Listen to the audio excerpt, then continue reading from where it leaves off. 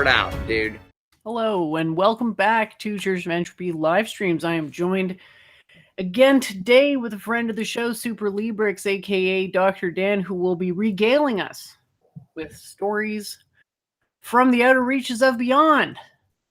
I am really looking forward to this conversation. Our friend's been active in our shared Facebook groups and has recently participated in a live stream where he went over his, I believe it was a PowerPoint presentation that we are going to have a look at now today. So I'll hand the floor over to you for introductions. Hi, Jennifer. Thanks.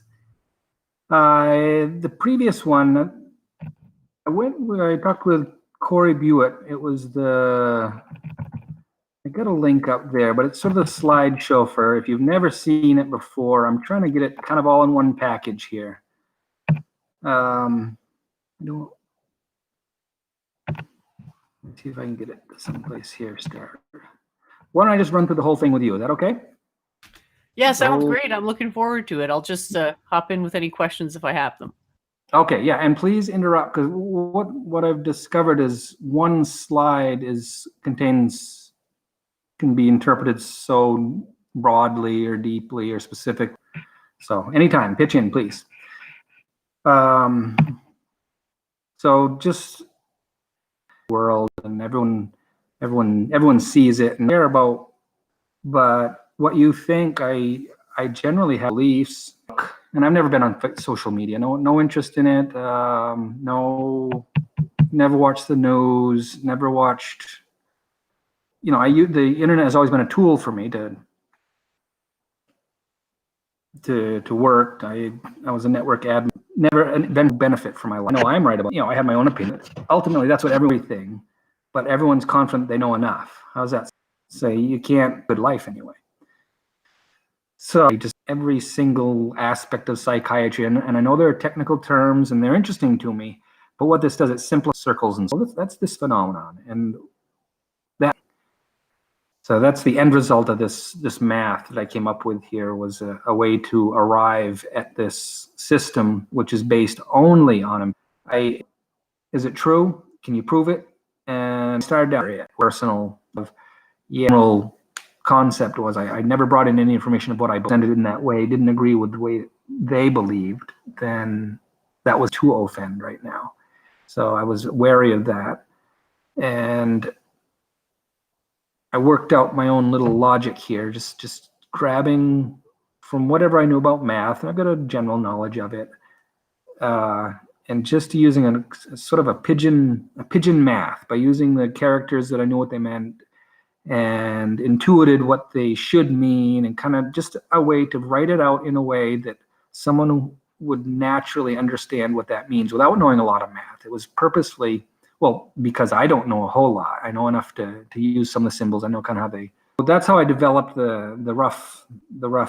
These little bit thrown together, and that's when that's what I love about this whole process, is I'm running into people that know vastly more than I do about what I'm doing. So I'm dabbling in this field where people are just off the charts genius in it, and I'm here. Yeah, like even the diagram you have right there on the screen would appear to be not very controversial, but there are actually people who would disagree with it on the basis that they're non-dualists. So they believe that the mind is the same thing as the body, or rather that the body is what creates the mind.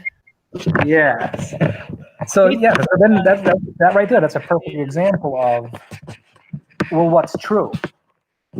You don't know, right? If you want to argue that, you can't prove it. You can't even prove. You can't, like, you get right back in that loop of, well, you can only prove it to someone who believes you. And that's it's not that you can prove it. I mean, it's you can prove it to whatever standard of proof, but there's no guarantee that someone's going to accept your standard of proof. Yes, that's what it is. Like, all proofs are based on a standard of proof, and people are looking for this holy grail of objective proof, but there's really no such thing as that. Every single mathematical truth, quote unquote, is going to be bound by its axioms. Yes. And what you have right there is a dualism between the mind and the body. And some people would actually disagree with you on that. Not me.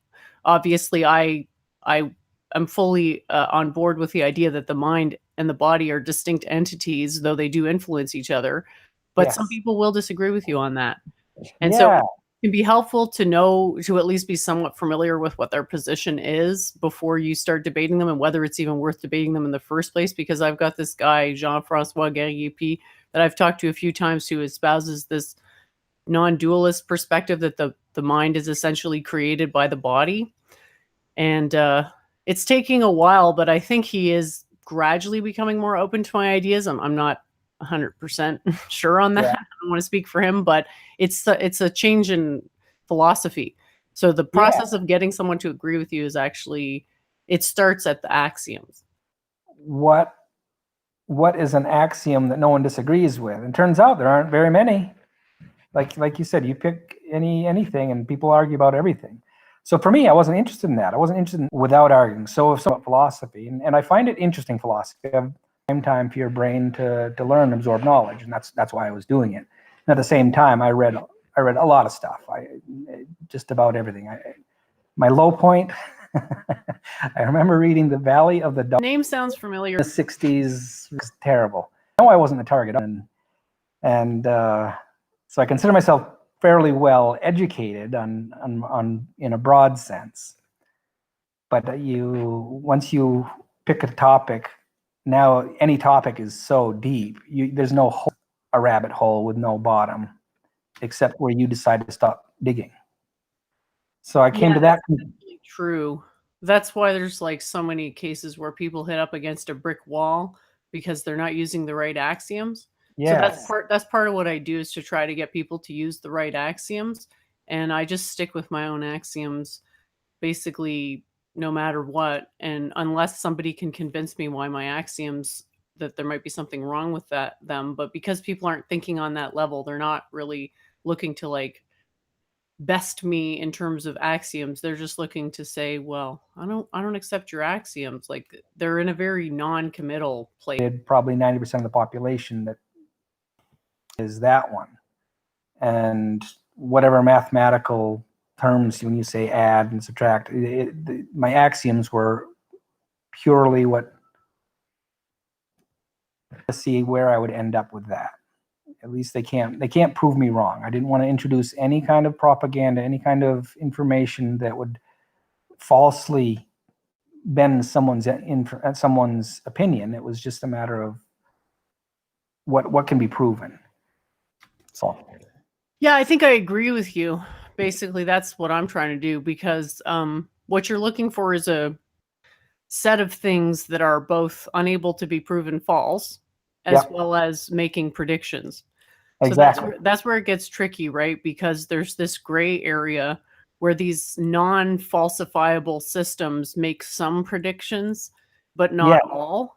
So that's right, where it gets interesting, because it's hard to know, and you can actually study it to tell like which is the least wrong. Yes. Yeah, exactly. So I'm looking for the least wrong, they walk down the street. Someone introduces information that conflicts with what you believe. There's no information help. Your ability to understand the world, there's no reason changing your point of view.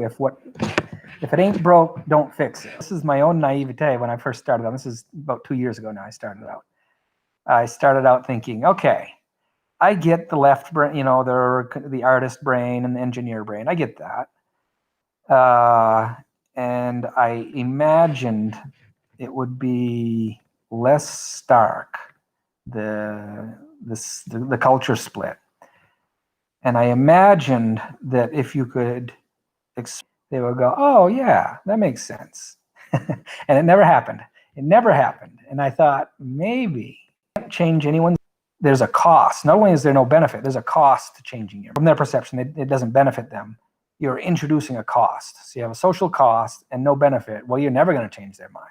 Why would they? It's only a negative from their perspective. So you're stuck. And the only way you're going to change unless you can trick them into changing their mind.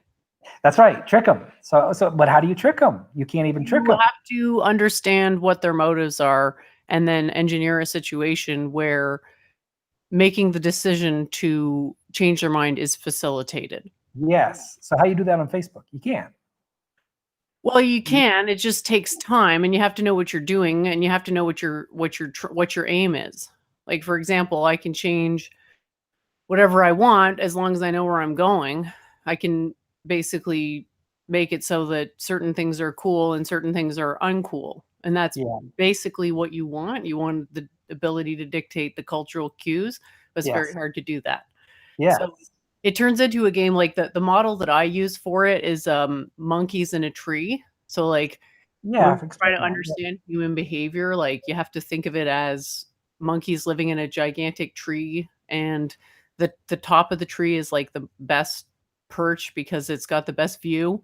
But if you're at the top, there's a chance another monkey's going to want to shake you off your branch. So it's a risk. It's essentially a risk management game theoretical type of strategic approach to that models people's wants, which is hard because people aren't just going to come out and tell you what it is that they want. They're going to often deceive themselves about it, right? Like why do people socialize on the internet? Well, I would say that mostly it's because people who it's a lot of times they aren't, some need isn't being fulfilled in their day-to-day life with their normal friends, or maybe they don't have any normal friends, right? So the conclusion we draw from that is that humans do have some type of social need, and we can't exactly be sure what form it takes because it might be a little different from one person to another, but we can be pretty sure that people are social animals. Yes. Agree with everything. So what mechanism would you use? So there's a couple of ways to make something. Well, this is kind of the root of it, is in the internet, that's a purely ideological sphere. There's no threat of physical danger that you can do. All you can do is yell at someone. And actually, just to hop in real quick, have you ever been scared by a horror movie? Yes, sure. Yeah, me too. And so even though there's no actual threat, we can still perceive a threat. So that's important because we have, like, in a way, we're sort of tricking ourselves by using these intermediaries like computers and TVs and all these screens, right? Because it doesn't trick our like conscious mind that it's real, but our subconscious mind gets sort of tricked, and that's why we get scared. You know, you can't sleep after you watch a scary movie. It's not logical, right? It's not logical at all, but maybe not everybody, but a lot of us do it. Yeah. Well, but there's a physiological response to pixels on a screen, right? And every horror movie does it. But so what we got is live horror movies streaming 24/7, or live whatever movie you pick. So you can choose your own reality online. How do you want to feel? Well, here's a channel to make you feel outraged. Here's a channel to make you feel happy. Here's a channel. You have infinite channels. You have to assume that, because why else would they do it? You don't even have to be on the internet if you don't want to. So when you go on the internet, some people like to go do my job, but I've never interacted on the social screen, the chats and all that. Just never interested me at all in the least. To the contrary, I've never wanted to any part of that. But so you get on Facebook, and in the middle of a political battlefield. Now that's an interesting place for me, because got no interest in social media, got no interest in arguing with people. I like to learn stuff. And all of a sudden I have something that nobody seems to understand. Why is there no resolution to this? Well, it comes out to be that people can't even agree on a single word. So how are you going to have a conversation? How are you going to have an argument between two people when they don't even agree what a single word means? And if I say one word, you say, well, no, that's not what it means.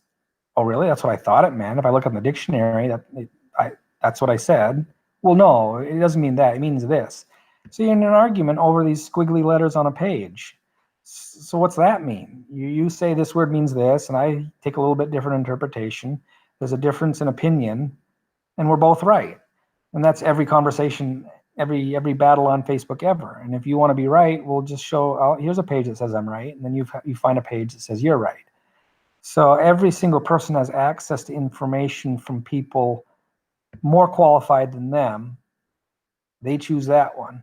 And there's another person more qualified than them that says the exact opposite on almost any given topic. So where do you go? There's no end to that conversation. You have access to information superior to your ability to discern truth, and it's conflicting on any given topic, just about. Right down to the flat Earth society. You've got people that believe the Earth is flat. Well, they see evidence, and it's true to them. For me, sure, man. If you make, it's funny to me. But if someone sincerely holds that as a belief and they're living a happy life, well, no biggie. Can I borrow your screwdriver? Yeah, sure. All right, cool. Flat earthers, go for it. All you, baby. You see what I mean? So for me, it doesn't bother me. But some people are very bothered by it. And for you, that was just that conversation I watched with you, that guy. That was a visceral reaction with him. You were attacking his belief system. And he was reacting, it's fight or flight. His ideology was threatened. He was reacting as if his body was in danger. Heart rate elevated, blood pressure, everything. He was ready to fight. And you're there, cool as a cucumber. So to me, I see that as a I don't know. It's a pitiful situation over something to me is meaningless. The flat Earth. So whatever. That's just everything in a nutshell. There is played out on different levels. Now politics gets into something serious because politics is what affects us personally. So for me, I've got a business. I've got some real estate. I got out of the stock market years ago. You know when I got out of the stock market? When I read that somebody put a fiber optic line from one building to the other in order to shave off a couple nanoseconds in order to make calculations on buys and sells. That's when I said, I'm out. There's nothing. There's no way I can compete with that. So I ended up investing in some real estate, and that's been good. So that's where I identified peak, and it happened before that. But when you have people at that level spending that amount of money to save, I don't know what it was, milliseconds, in order, and that fiber optic cable paid for itself. I don't know. I think I read in a year or so. I don't know, whatever it was.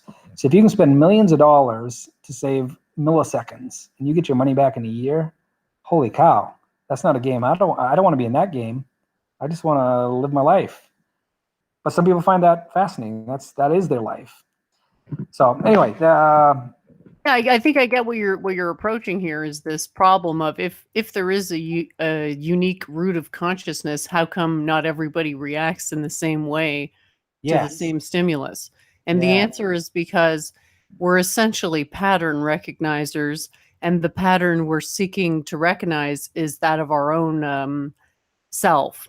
Yes. And so basically what you're trying to do subconsciously is to affirm yourself. Yes. So basically, if you are expecting exactly what you're getting, that's what you want. If expectation deviates from reality, that creates cognitive dissonance, and that's basically what people are seeking to avoid. The difference between people is what exactly increases, or I'm not sure if that's the right word, but solidifies or feeds their sense of self. Like for you didn't care about those comments in the social media, YouTube, right? You didn't care about that. But some people, like, their whole life revolves around that. Yeah. Because it's part of their identity. Whereas for you, your identity, what you identify as being something that feeds your identity is different. Yeah. So if you're more of like an abstract thinker, philosopher type, whereas these people who are like obsessed with what's going on in the chats, they're just more like, I guess you could call them a social butterfly or what have you. Yeah. But the operating mechanism is still the same because everybody is seeking to affirm their self-image and avoid situations that will cause cognitive dissonance. Yes. So for you, what causes cognitive dissonance is when people are not as much like you as you thought that they were, and that basically creates cognitive dissonance for everybody. And that's called projection. So the way it works is that we ascribe our own qualities to other people because it's a coping mechanism. This is an evolutionary thing. Like, it just works better if you believe that everybody else is exactly like you, even if it's not true. Yeah. Like, this is one of those examples where, well, what is the truth? Well, there's like some abstract idea of truth, but then you have this like biological need to lie to yourself almost. There's like a self-deception. So you're just going around and your default hypothesis is, well, everyone is more or less just like me. Then you get into a conversation with someone and you realize, like, holy crap, this person is not thinking in the same vein as me whatsoever. And that's a bad feeling, right? That's where you get cognitive dissonance. Whereas somebody else would get cognitive dissonance, let's say if somebody made a mean comment about them in a chat. Like, for some people, they don't care. Other people, they do. And it's all whether it triggers that cognitive dissonance, which is going to happen when there's a difference between what you expect to happen and what actually happens. And if you have no expectations, there's no possibility of cognitive dissonance. Yeah, well, generally that's my let me tell you, I've thought about this over the years, but I consider myself very open-minded in that way. It doesn't bother me that people think differently. And I remember when it really hit me. I don't know. Actually, I remember when it was. I was rollerblading down Nueve de Julio. It's the widest avenue in the world. It's in Buenos Aires. And I was rollerblading down there, and I saw this building, and I remember thinking, if everyone thought like me, what would the world look like? I remember looking at this building, and I knew it wouldn't look like that building right there. That's for sure. There's this weird art, but it was beautiful. It was just something I had never seen in any other building, and it was some kind of ornate carving or kind of just artsy thing. And that one building just struck me as, you know what? I never would have done that, but that's awesome. I love it. And that sums it up. Is you want these outliers of thought, because they create things that you never would have thought of, and you want to seek that. But at the same time, today we got to put the furniture this way. So you have to assume that things are a certain way. So you're trained by reality, by physics, that certain things are this way, and that extends right into human nature. And, well, like you said, you assume that other people think like you, because if they thought radically different, if you went around and the same person acted radically different every day, well, that could be a dangerous person, because you don't know if the next day they're going to be violent. So it's a perceived danger. We would perceive a danger if that everybody was thinking differently from us. We would perceive that as a danger, because that would tell us that their behavior is not predictable. Right. Yeah. So that's a dangerous world. If you can't predict your world, well, it's a dangerous world. Well, that is the world we live in. That's why we have this coping mechanism called projection, where it's like a security blanket, where you just tell yourself, well, I'm sure that if this person, just saw the right thing, they would think the same way as me, that they wouldn't be disagreeing. Because it is a bit weird. It's a bit of a pickle, isn't it? I mean, biologically, we're not that different. How is it possible we disagree so much on these ideological things? Right. Yeah. That's fascinating. Oh, no, that's not right. And my point is, okay. It turns into a situation of, oh, well, it's just too complicated, right? Like, because it works, even in a very basic way. They're just like, oh, well, it activates some part of your brain. It's like, so? That's not telling me anything about the actual mechanics of consciousness. Yes, exactly. So this is where I run into, and I don't say proving, but it provides a demonstration of whoever thinks, and this is whoever thinks it's different, well, you could be right, but it's not predictive. How about that? And if it's not predictive, it's less useful. And why would you use it is predictive. Not useful? That's the problem. It is predictive. It just makes a teeny tiny bit of the predictions, but it doesn't make all of them. It's the same with evolution. Evolution makes some predictions, but then there's all these other predictions that it's like, well, your model doesn't predict that. And then what do they say? Oh, well, we just haven't found the missing links yet. Right. It's like, well, you've been looking for quite a while, and you haven't found a single one. Yeah. Yeah, that's a little bit of a phenomenon there. Well, it's because it functions like a religion, right? Like an Yes. ideology is something that has a physical correlate in your mind itself, in your body itself, sorry. And the more you think something, the more momentum it gains and the harder it is to change directions. Yes. Yep. Yep. I think that's Newton's second law. Yes.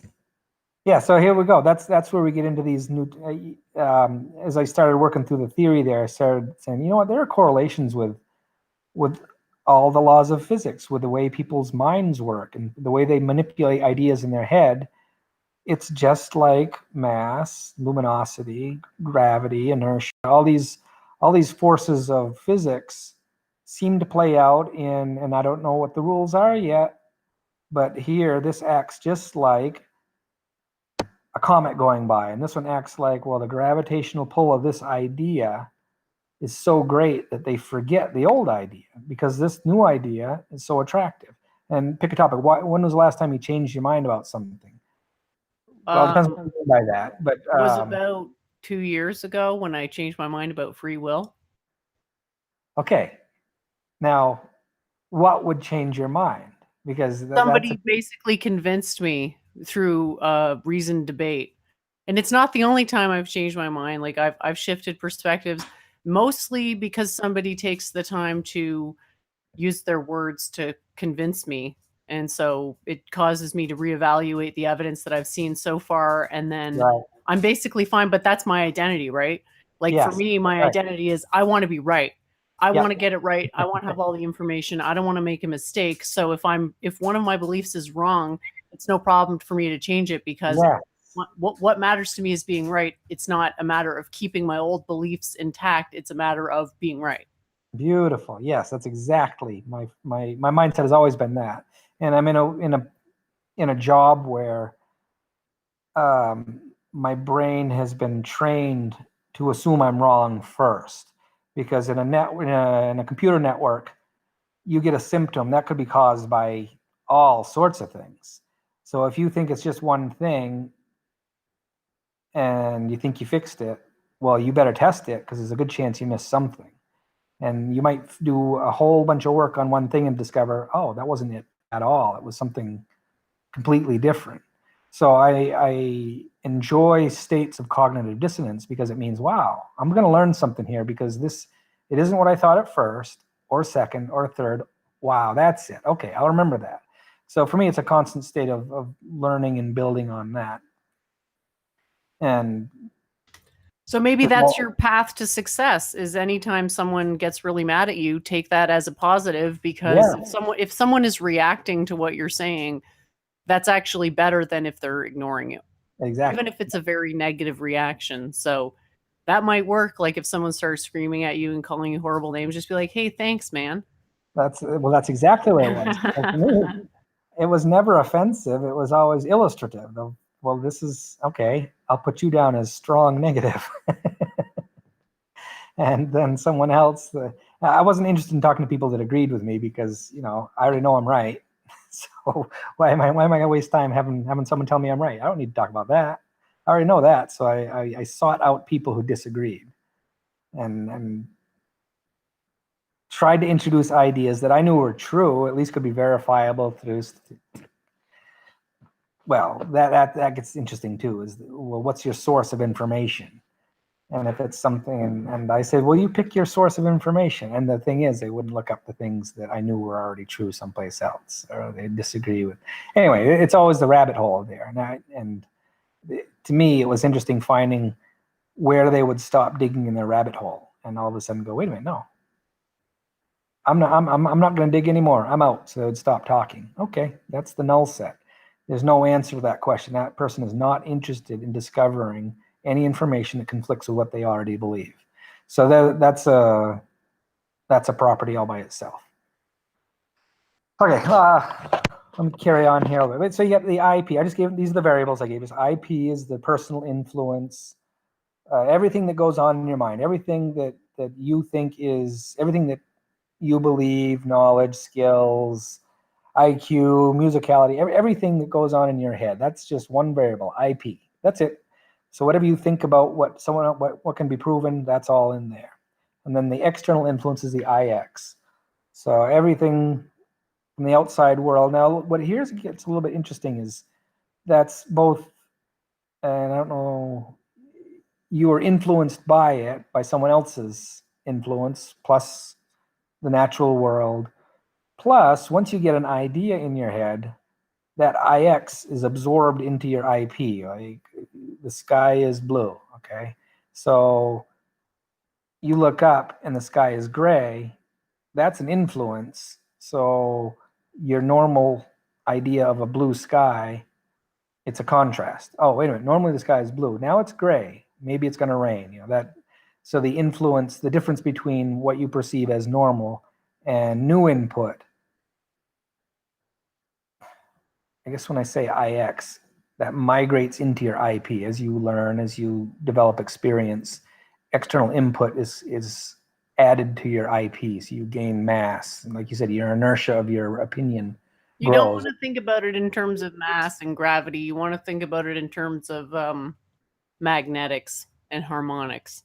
Because if you're going to make statements that are predictive about the nature of the mind, then it's best if you're modeling them accurately. And it's definitely an attractive and repulsive effect. And there's no real repulsive connection to gravity. Gravity's uniquely attractive. So, but Yep. magnetics can be both attractive and repulsive.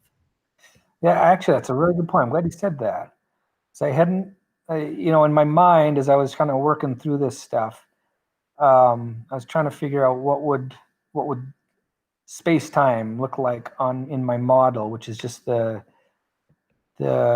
black to white and the spectrum in between with grayscale.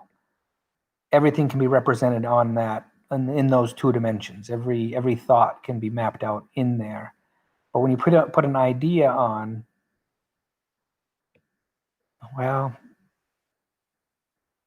a negative idea pulls your mind toward the negative side. It's repellent, meaning you don't want it to happen anymore. But at the same time, you can't stop thinking about it. If it's enough of a threat. So you see a car coming down the street headed right for you, that's a negative influence, meaning, uh-oh, I better do something. So it makes you change your mind. I'm going to stop walking here. I'm going to go someplace else because you foresee danger. But anyway, yeah. I'm open to any interpretation. I'll give you an answer in terms of space-time events, and this is actually very important but very challenging. So just give yourself a chance to digest it. Is that only space-time events are real, and space and time are only relative to space-time events, which seems extremely counterintuitive. But the space-time event is like the total energy field. Yeah. And space and time are things that we are able to measure that are subsets of the total field. And that's the model for the universe, is basically everything is a space-time event. So the periodic table is a space-time event, and it has the measurement limit 3+1. And our consciousness is also a space-time event. And we experience 3 dimensions of space plus 1 dimension of time, which is mostly, we experience it, I would argue, like linearly, but clearly time isn't linear because days repeat on a periodic basis. So for your model, what my model can answer is how IX generates IP, but you have to go back like literally to the dawn of life to understand that, because IP is ultimately, do you agree that IP is ultimately all generated by IX? Well, that's your argument about whether God exists or not there. Well, isn't it basically just the argument for evolution? I guess. Yeah, well, yeah, and this is where this is how I would put it. I would say there's an external world and an internal world, and the internal world comes about by the external world. And then there are constructs within the external world, which through our internal world, we can conceptualize of, which are not physically real, but they're metaphysically real. For example, gravity. Like I can't pour you a glass of gravity and say, well, you better not doubt me. for gravity. Here's a glass of it, and I can point to it. It's like, no, the argument pro-gravity is, if you don't believe me on gravity, walk off a tall building and see if you believe in gravity, right? There's your empirical evidence, yes. Right.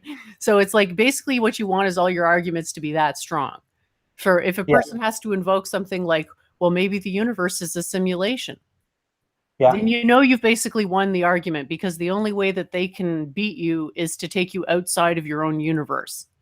If someone has to take you outside of the universe to attack your argument, yes, exactly, you're probably in a pretty good place. Well, interestingly, like I said, I wanted this to agree with every theory. Like you said, you can't disprove it, and that was actually one of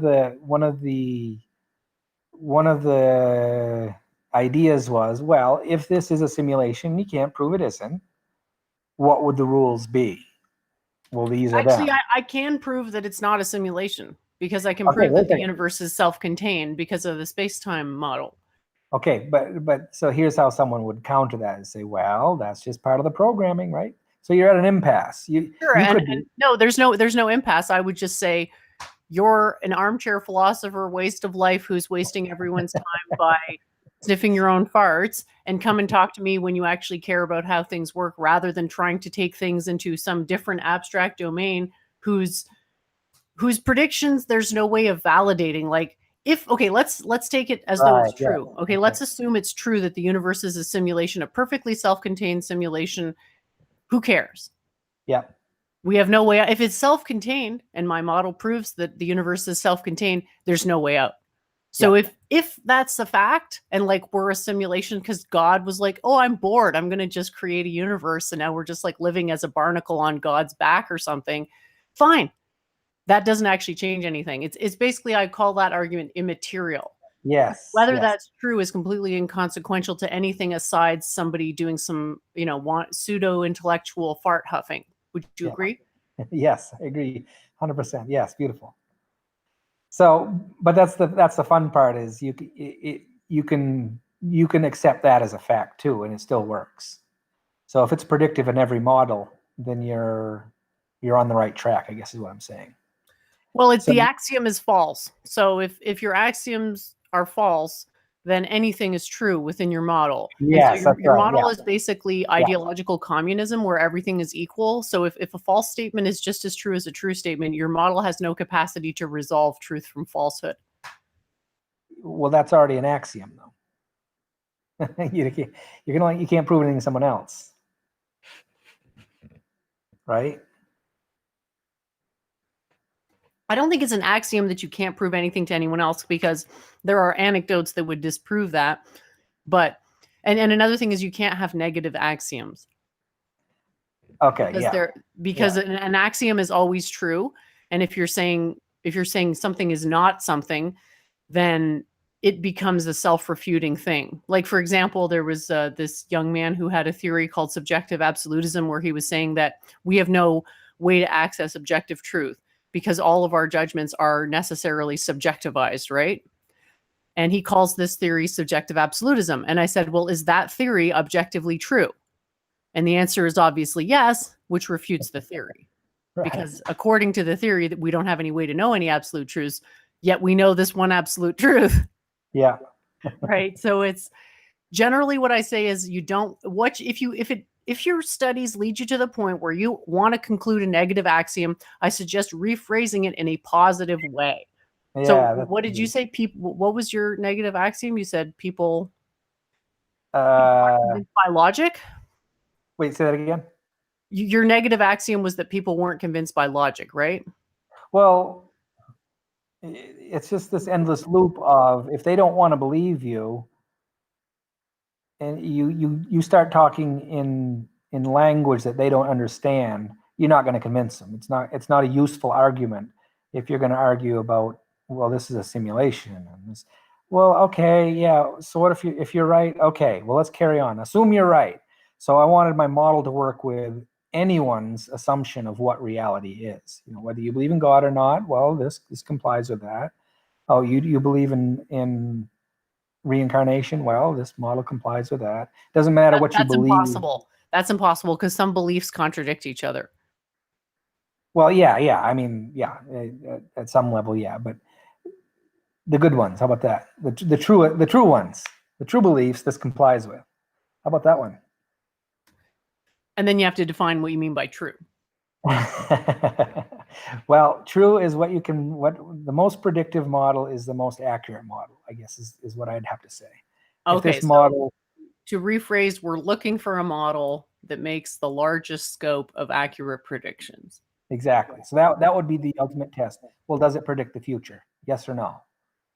Gravity exists. If you use that as your model, well, gravity, you can prove that any day you want. So that one, you may as well count that one as true. And if you're going to argue about it, well, that's wasting time arguing about it. So that was my basis. Was it needs to be true for whatever someone believes is true, and that makes sense, that is predictive. This will align with that. It'll align with whatever is the most true argument. And you can have the example I give is like, well, the sun god raises the sun in the morning, and then it rides a horse across the sky. If you believe that, and you know his schedule, well, you could predict the sun's behavior because you have his schedule right here. This is what time he rises on this day. And you know what I mean? So for them, it's predictive because here's his schedule right here. And this is when he gets on his horse and you see the sun coming up. Yep, I knew it. This is what my model predicted. So they can have a perfectly predictive model and be totally wrong about the underlying reasons, right? So you're not going to convince them that there's no sun god because look, here's my model, and it's right on the money. See, the sun god came up at 7:01 today, just like my model says. So their model can be perfectly accurate, and you're not going to change their mind. And that, for me, okay, sun god sounds good to me. That doesn't matter to me. Well, the way I look at it is that answer doesn't meet the Occam's razor criterion because there's an easier explanation, right? So I would say the default position is the maximum entropy, i.e. minimum energy solution. So whatever solution is correct that takes the least complexity is the most accurate. So you can have any other model, but it's not the most correct one. Yes, perfect. Oh man. See, this is why I when I got into this, you get a sense for what people are the most straight thinking, the most logically think, the most well thinking people. And when I saw some of your stuff, it's like, wow, she is right on the money. So there's almost nothing we disagree on, and whatever we disagree on is stuff that I'm not equipped to argue with you. Well, we have to understand that there are statements which are neither true nor false, and that there are statements which the uninitiated observer has no way of judging the truth or falsity of. Yeah. And so that's why I say, like, sometimes you have to be agnostic. And there's really nothing wrong with that, because I would rather be agnostic and then I find out the truth later on than say, yeah, this is true, and then later on be proven wrong. Right? Yep. Yeah, perfect. Okay, great. All right, let's carry on here. Okay, so you get the IPIX, so everything in your mind and everything that influences your mind, essentially. And that IX turns into, well, there are ideas in your head that influence your thoughts. And is that IX or IP? Well, we'll call it IX because it influences your mind. But it might be your mind itself influences itself. And so you have your own little self, that's your own rabbit hole is in your head. But that doesn't matter to the theory because what goes on in your head doesn't matter. I mean, yes, of course it does. But using these variables, these end up being predictive. If you want to make this setup predictive, what you have to do is figure out a way to determine coefficients for what percent of someone's behavior is dictated by the outside versus inside. Because some people are like, for you, you're less influenced by your environment than average, right? Yes. But some people, like, there's, everything is influenced by the environment. Their whole identity is based on the things outside of themselves. Yes, and that's a shame for some people. Okay, so here's the feedback loop of what you think and what you do. So what is in your mind governs what you do, unless other forces interfere. you have control over your body. And I say this knowing that people will disagree here, but this is my model. So, and then the outside forces right here is what you were saying. Your outside forces influence what is in your head. Okay, so now we plop you into reality. Now reality would be the spectrum of what you think, what you do in a given environment, whatever that environment is. So that includes all your senses. What influences you? Well, everything that you think and everything that can influence you does to some degree. Whatever quantum effects of time, touch, about the temperature. If the temperature is comfortable, well, you stop worrying about that. If it starts getting hot, then you start worrying about it. So it's not an influence. The influence is there, but it doesn't have any effect on your behavior until it's either positive or negative, one or the other, to the point where you change your actual behavior or thinking. This is probably misplaced, this slide, but yeah, I'm going to skip over that because it gets a little bit confusing there right from the get-go. And okay, so this one's interesting. This is where, now how do you say that? You say negentropic or negentropic? I've heard It's negative is the hard G. Okay, negentropic. Everything, if you take entropy as your baseline, everything deviates. Is that the right term? Deviates toward or away from entropy? Is that a way to, how would you say that? Well, if we're looking at a chart from top to bottom, like the y-axis, the vertical axis, what you could say is that in nature, there's a trend for things to go from a negentropic to an entropic state. That's just nature. That's right. The second law of thermodynamics. So Yeah. that's your first supposition. But as I got onto a little bit with the last live stream that I did, the human mind doesn't really operate on a pure basis of entropy because we have energy coming into it all the time. So there's a balance between the energy that it's producing and consuming that on the whole does tend towards a higher entropy state. But within the mind itself, there are multiple higher entropy states, right? Like if you have 5 false beliefs and you throw them out in exchange for one true belief, that will be a very difficult transition, right? Because of all the cognitive dissonance of having to let go and the self-image and being crumbled, blah, blah, blah. But then in the long run, you'll be thinking more clearly.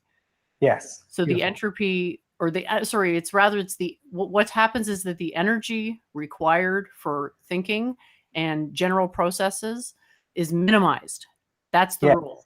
That has a parallel in something called the least action principle, which is a very general conservation law of physics that has to do with geometry. And the way that would apply to the mind is that, your mind is basically going to, within its available states, is going to seek to minimize the amount of energy that it takes to perform its computations. Beautiful. Yes. This is what I find so fascinating is that, and it's been happening for quite a while now, is I'll say something just according to the model, and then I'll have someone go into this explanation in words I never would have known, or in a way of thought that I never would have known that complies perfectly. So yes, I love it. Love it. So that's what I see is every paradox in life is explained by that, where your mind is able to operate at such a high efficiency. You can think things that don't make any sense and still get through life. You can go through life in this cognitive dissonance state, and your mind's working away just trying to figure out why things are the way they are. It's not efficient, but you're fine. You live through it, because how many calories does it take to think about something? Not a whole lot. It doesn't take a lot of energy. We're the best. Yeah, that's right. Yeah, good point. But if you wanted to replicate that thought process, can you do it with a computer? No, you can't. They're I don't know how many years they are away from replicating a human brain, but I've heard decades or a century or so. And nobody knows the answer to that. But if you wanted to replicate the thought process of peeling an orange with a computer, how many watts would that be? A lot. But you do it without even thinking about it. You see what I mean? So in terms of replicating the computing power of your brain, would be tremendously difficult in the physical world, in the silicon world, versus your own hardware. So that's what I mean. Just come back real quick to this entropy of thinking thing. Is we have to sort of understand that our primary I don't know if you ever watched Star Trek, but what is it, the prime directive? Our prime directive is survival.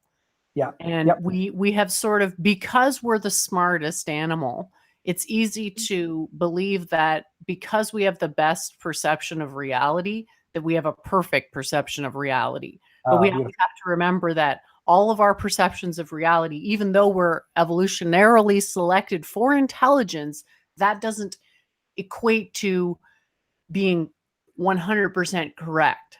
And that's where the problems seem to come out, is that people are thinking that their own models for reality are accurate or are true just because they're accurate, which is what I think you were mentioning. Well, there you go. There's philosophy, right? So you got all these philosophers arguing about something they can't prove. Just if enough people agree with them, then that's a good philosopher. That's the measure, is how many people agree with that philosopher. Well, he was the greatest philosopher of all time. Why? Well, because I said so. And so did this guy over here. It accounts for 20% of the body's energy use. And the reason for that is because the brain is what is, the correct word is simulating, though I know that word is probably not what people want to hear. I suppose you could say the word generating. It's because your brain in connection with your central nervous system is generating your consciousness. And the consciousness has tons of energy in it. And so that energy is eaten up by the brain. I remember reading that years ago as how much your brain actually uses in calories, and thinking, wow, that is phenomenal. You think about your muscles moving your body around, and your brain just sits there in its own little pod, burning up calories like crazy compared to your muscles. It is an amazing thing. Well, we're basically brain support systems. Like, did you ever watch Doctor Who? Do you remember the Daleks on Doctor Who? I never watched that. But well, if you ever check out the Daleks on Doctor Who, they're like these aliens who live inside this like little metal case thing, and they sort of roll around. And the brain could be looked at as like some type of, like, our body could be interpreted or understood as a support system for our brain. The brain's like super protected. It never walks out in the environment. It's completely 100% sealed in this like perfectly balanced electrochemical state that is mimicking the ancient seawater conditions from whence it arose. Okay, so let's carry on. So here's the basics right here. Is every action in space-time can be evaluated by its entropicity. How about that? Is that a true statement? You consider that true? The way that you want to look at it is that everything is in a particular state. A state has a particular energy, and state transitions always involve an increase of entropy. Okay, good. Yes. Okay, so natural occurrences are always entropic. I guess that's...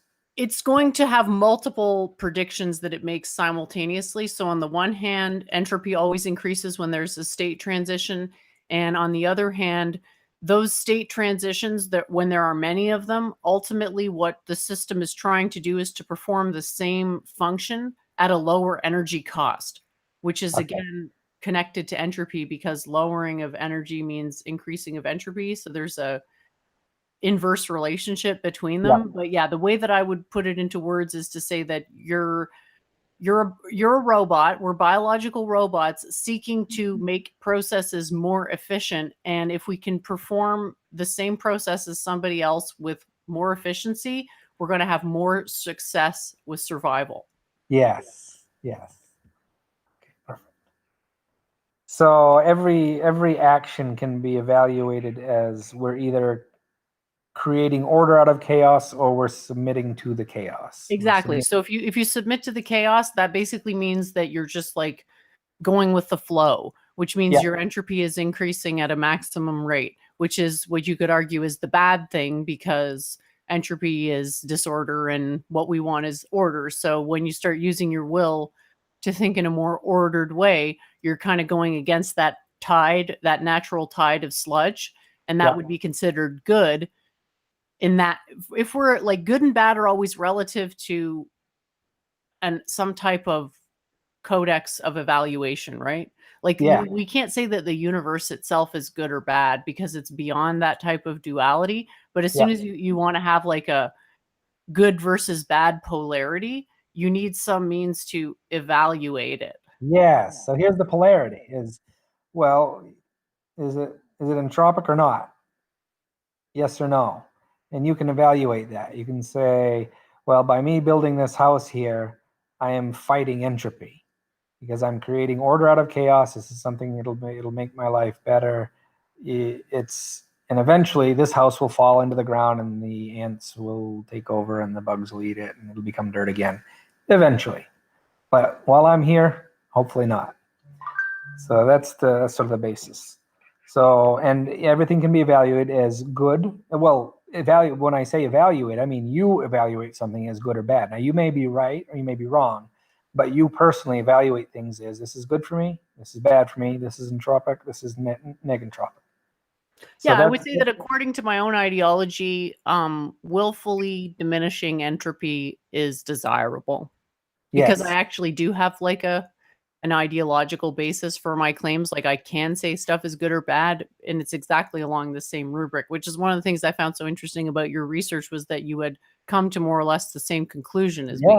Yeah, because you're right. Oh, thanks. Tell that to half the internet. Well, now we're going to tell the whole internet, because now I have this model which is based only on physics and what can be proven, empirical evidence, and it aligns with perfectly everything that you say. So, okay, so here we go with the more autonomous something is, the more it follows the path of entropy. So you get into like free will. Well, what if everybody did what they wanted to? Well, that's chaos. So that's following entropy. If everyone was in an orderly state, that's negentropic, because it's an orderly state and it's an orderly way. Now, subordinate, and I don't want to. Let me keep going, because that once you throw words into these things, everyone has their idea about what that means, and you get into these arguments, and that's what I'm trying to avoid. But well, here's what I think you want to do, is to be like super, know exactly what the model is saying, and then when you go to populate it with words, you'll have a much better idea of what the right word is. Exactly. And also, like, through practice, you'll sort of get an instinct for what arguments are actually worth pursuing, because some of them just like you said, they're well, you said rabbit hole, but I would say they're basically dead ends. Yeah, that's a good way to put it. So here's an example: speech. Speech is, that just means, okay, so, and let's just take vocal speech. Speech, it's a word that means you open your mouth and say stuff. Okay, if everyone talked all the time, well, that would hasten entropy, because you're using heat and energy to talk. If nobody talked, if everybody just didn't say a single word, well, that would be very negentropic compared to free speech, because you're saving energy. You see what I mean? Right at that level of exhausting the energy to talk to someone, you're using up energy. You're not conserving, you're using energy to say these words. There's vibration, there's heat loss, all these things, those lead us toward entropy. You know what? I just thought of like the theological equivalent of this diagram is God gave you 2 ears and 1 mouth. Yep, that's a good way to put it. So, but no speech, that's no fun at all. So there's every paradox known to man is you can't avoid entropy, but you want to follow it in the most efficient way. But you can't avoid it, so you follow entropy in the most efficient way. And then you end up with, well, the most efficient way is if everybody didn't say anything and they just did what they were told, right? That'd be perfect for theocratic dictator. If everyone just shut up and did what you said, the world would be a better place, right? I think we can all agree with that. Oh, I actually enjoy the debates because, I can like, tell. I don't like yes men, and Yeah.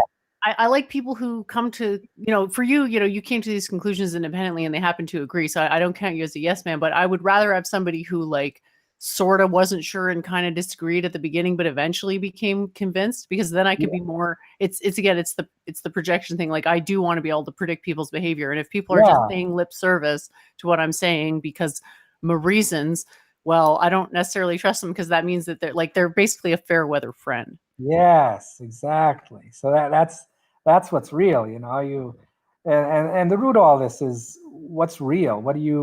What's of value in this world? And it's not someone who agrees with you all the time, because what if you're wrong? You don't want someone that agrees with you all the time. That's no fun at all. Because I enjoy debating myself. And it's not that I don't want to debate with, because I enjoy that too. And I wouldn't have done this if I didn't enjoy that. But I don't like talking about things that I don't enjoy arguing with people that won't accept things that can be proven. You see what I mean? That's politics right there. So for me, it was, what are we even talking about? You don't even accept this fact that no one can deny. You just don't want to talk about that fact. Why don't you want to talk about that? That's that loop where you're not getting anywhere with that person. That's not a useful opinion if you won't accept something that is true in the normal confines of the word true. Yeah, and this is an area that a lot of people who have a similar karma as you, like a similar personality and disposition, that they don't go into this enough. Like, what do we do when people disagree with us? And it seems like a lot of people get sort of burned out by the whole "I'll just convince you with facts and logic" approach. But really what we should do is push ourselves to the next level and say, well, we want to communicate with these people. Our preferred mode of communication is not happening. So let's go to the next stage and figure out like what's going on with these people and how can we actually communicate like literally anything to them. Because obviously if we approach it with this presumption that we can convince them through facts and logic, that's going to work maybe, I would say, sub 10% of the time. I don't know what other people's experience is. And I know a lot of the people in this chat do enjoy those internet LARP debates. So maybe you can say, but I would say that it's definitely less than 50%. Oh yeah. No, I would say it's vanishingly small. I think 10% is high. Depending on the topic, of course. So here's where you get into, now if I was interested in math and I wanted to learn about math, well, I'm going to change my mind quick talking to you, because you obviously know more and I want to learn. So you want, and maybe change isn't the right word, but you want to expand your mind, you want to understand more. That's different from if, I don't know, I already understand it, and you're coming in with information that conflicts with my understanding. That's a totally different dynamic. So, and that's every Facebook debate ever, is I already know what's right and you're wrong, and I'm going to show you why, and I'm going to ignore everything that conflicts with my opinion, and I'm going to accentuate everything that agrees with it. And if you don't agree with that, then I don't want to talk to you. And that's the state of the world right now. Yeah, you're hitting on a really important point here, is that people don't get cognitive dissonance when they're soliciting information. Like if someone came to me and said, oh, well, Jen, how do I do calculus? It's not like that person already has a pre-existing belief of how calculus is done. They're a blank slate. Yep. And that's when it's really easy to propagandize them, because it's like, okay, I can just talk you through the process. And if you get lost, we'll stay on that point. And then eventually you'll understand the process and you'll be able to do calculus yourself. So I think for talking to people online, maybe what we want to look at is how do we craft our rhetoric such that people will be open to asking questions where we'll get that little window of a blank slate. Yes, beautiful. This is how you do it right here. I've got the tool. This is my new tool that I created, and I want to show it to you, and we can test drive it. Well, I think that's what we're doing right now. You got some big brains in the chat for sure. We got Brian Lebrecht. Nice to see you. Who was my old streaming, or actually we were doing a podcast. I was back in the podcast days, but we actually did talk a lot about this holographic universe. And that's something he's very fond of and has studied at great length, which has led me to start to study why people because basically I see stuff like that, like unfalsifiable axiom systems that are I guess you could, I don't know how you would describe them, like have a particular aesthetic that isn't necessarily real, but has like maybe a techno futuristic type aesthetic. Like people cling to those things basically for the same reason people cling to religion. And I don't really think you can dissuade someone from a religion per se, because it's fulfilling needs that are more Yeah. than just logical ones. Right. So Yes. Yeah. instead of trying to debate, to the end of all time, whether the universe is a simulation, what I did was studied what is the aesthetic of a simulated universe and why would somebody be drawn to that type of ideology? Yeah, beautiful, beautiful. Wow, beautiful. Okay, so here. War is about the most, you couldn't get more entropic than war, right? Using up all sorts of resources, dropping nuclear bombs, that's all sorts of energy wasted. You're killing people.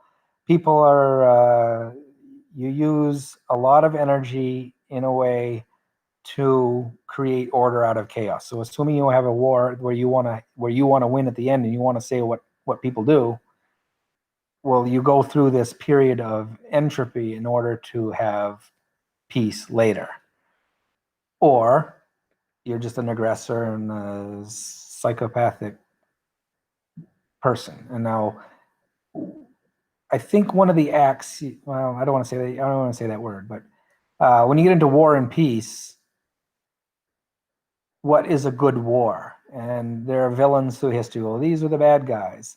Now, I step back from that and take the point of view of, well, ask Hitler. Did he think he was a bad guy? No, he was just trying to live his best life, right? Just need a little bit of elbow room for Germany. That's all, right?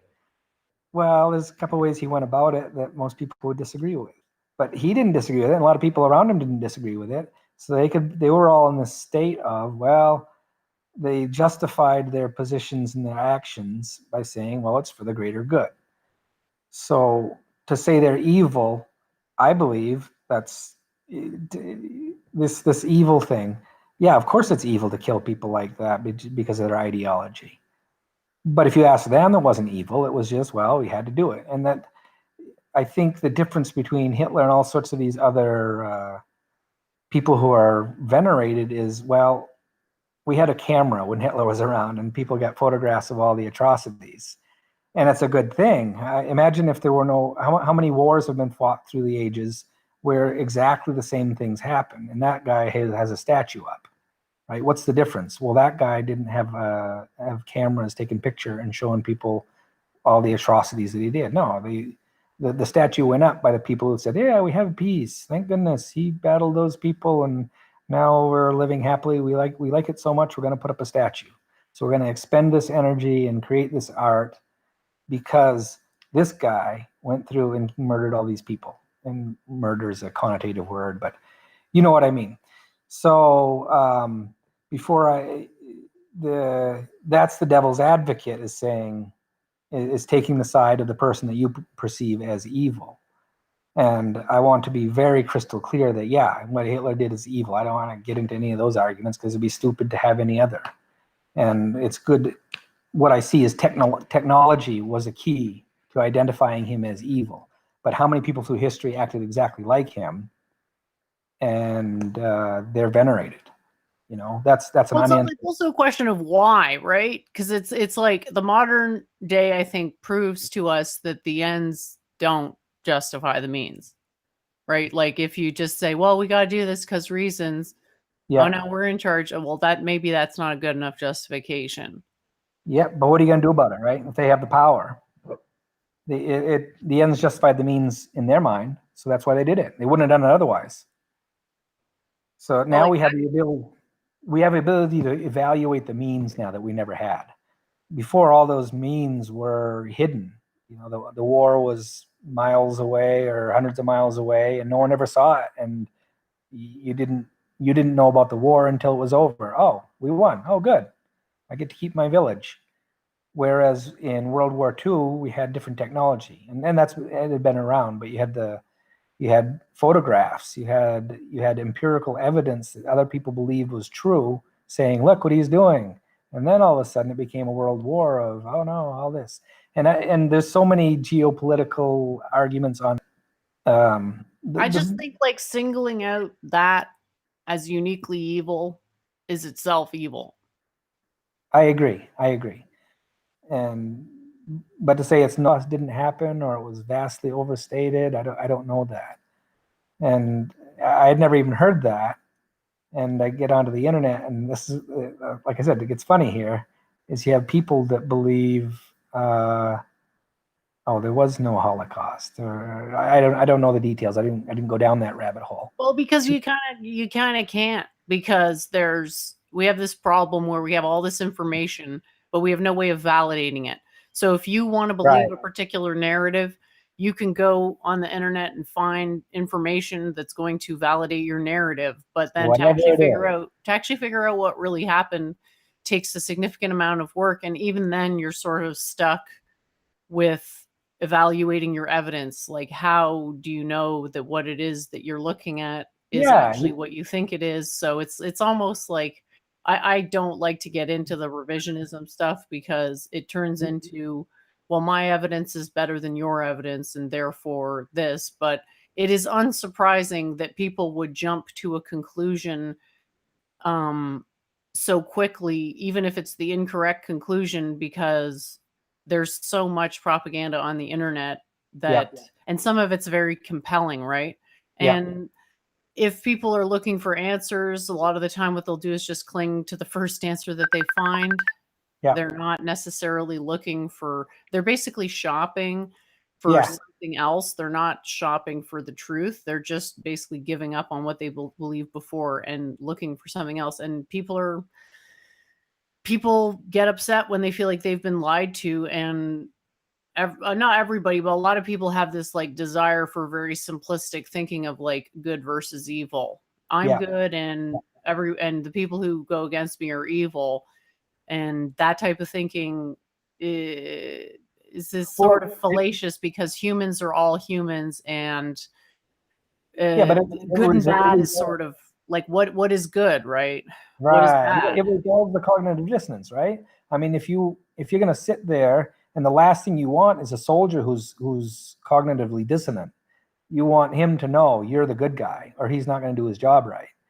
And it goes right down to the civilians. You want the civilians to support the war, because if they don't, how are you going to feed your army? You know, it's all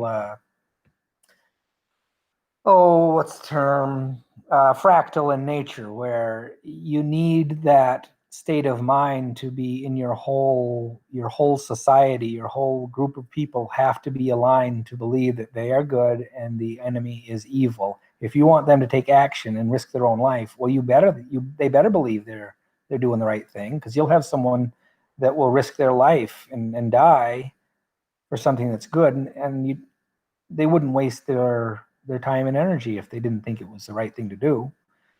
Now it's mass psychological warfare, and who's conducting the war, and how good are they at it? And the average person is not equipped to. Well, no one is equipped to evaluate what's true by looking at something on the internet. You whatever you find that's true, you'll find someone that's more qualified than you saying it isn't. You see what I mean? And you know that. That's the paradox we're in right now. There's another paradox, which is the illusion of free will, is that people want to believe that they have the freedom to make their own decisions, and sometimes they don't, because evidence can be like that compelling that you're kind of forced to change your mind. So it's basically a powder keg, because people have a lot of repression and a lot of unchanneled aggression.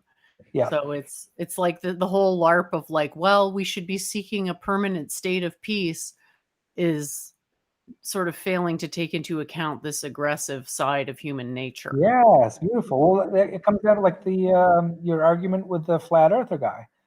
That guy was in a state of mind. If he was in a bar fight, he would have taken out a beer bottle and crashed it on the countertop, right?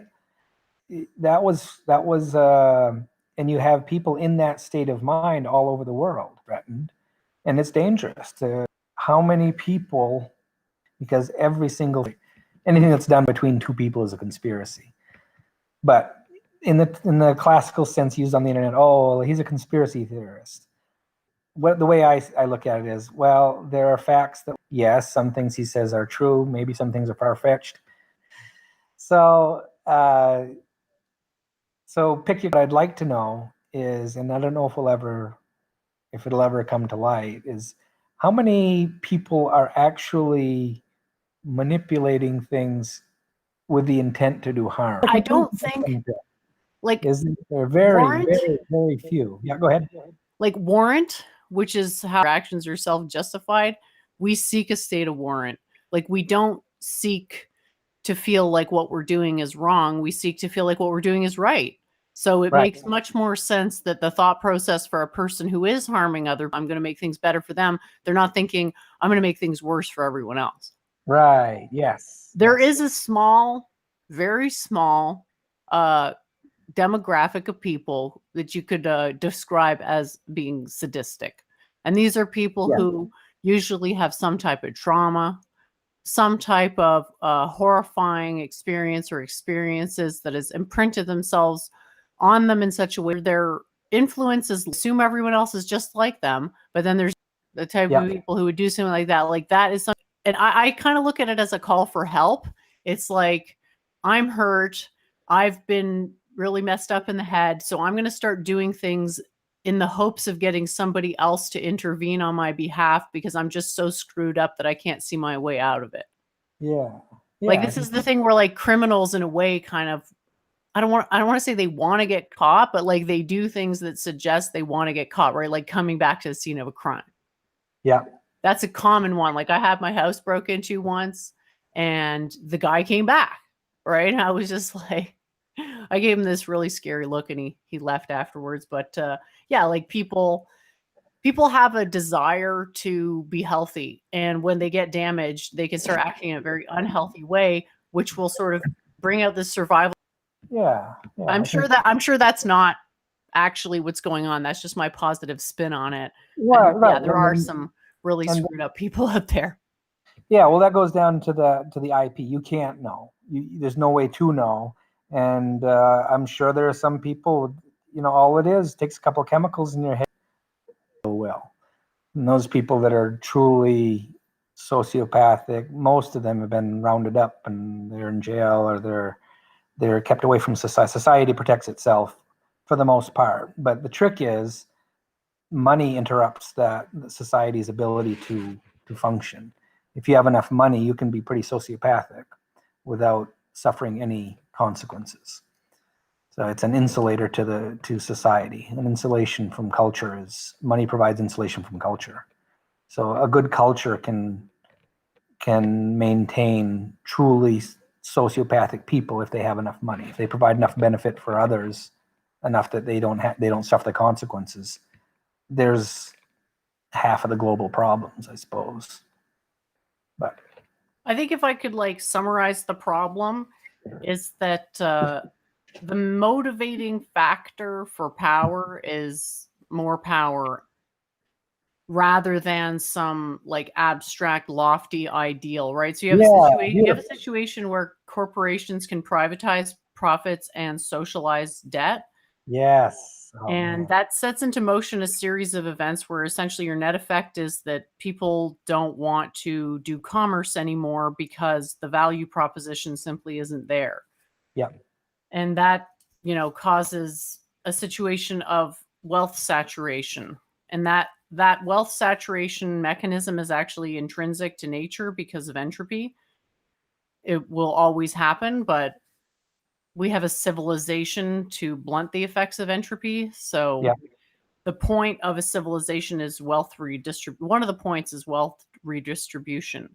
And that's not really happening. And, you're saying these people with all this money are benefiting society. I would argue they're not. They're benefiting largely themselves. Yeah, let me correct it. What I mean is they benefit enough people to insulate themselves from the effects.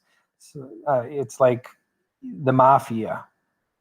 If you got a guy that makes enough money and he's got enough people around him with guns that get enough money from him to risk their life and keep that guy safe, well, he's insulated because there are other people that take the take the brunt from society in its different forms, from the police, from the law, whatever. You bribe the right judge. All those things come into play. If you benefit the right people with enough influence, you don't suffer the consequences.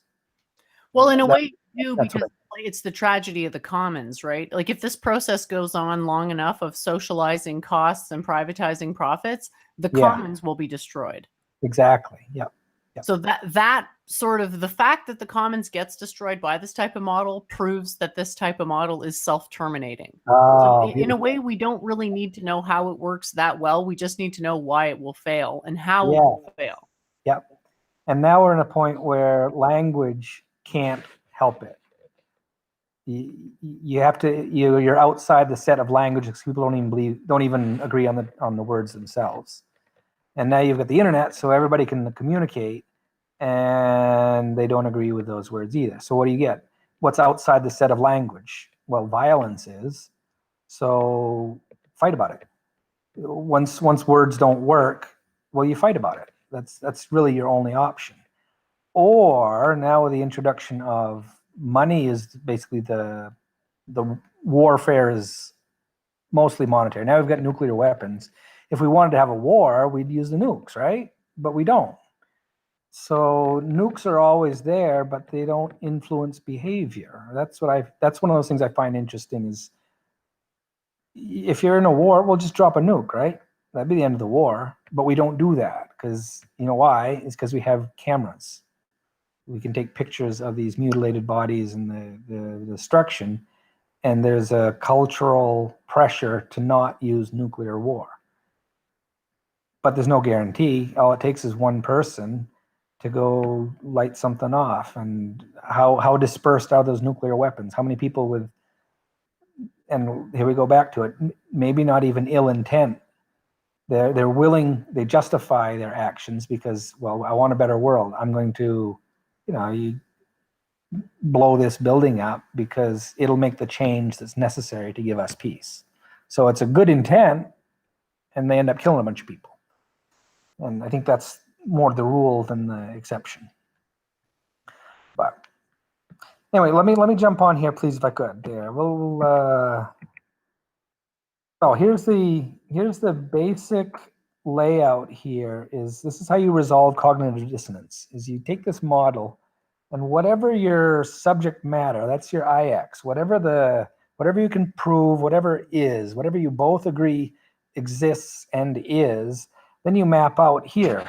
Well, is it good for me? This would be something that's good just for me on the positive side, but on the black end is that's only good for me. Something in the middle would be good for us. And like I said, this is very wishy-washy, but it's a way to resolve, and I'll show you how. Something good for, now I put here good for you. I'm still working through the models here and the best way to do it. But this would be something good for only you and not for me in this model. And there's a couple different variations. But this would be something that's bad only for me, bad for both of us, or bad only for you.